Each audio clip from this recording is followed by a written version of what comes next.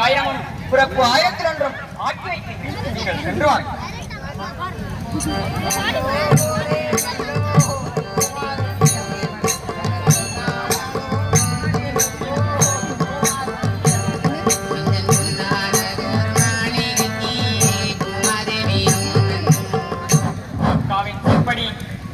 பிறப்பு உண்டு பண்ணுவதாக இருந்தால் நான் ஆற்றங்கரை சென்று அகோர உன்னத தவசரிக்க அந்த நேரத்தில் அங்கே அந்தார் கழுத்தில் இருக்கப்பட்ட கண்ட சுனமாலையை வாங்கித்தான் நான் பிறப்பு உண்டு பண்ண வேண்டும்.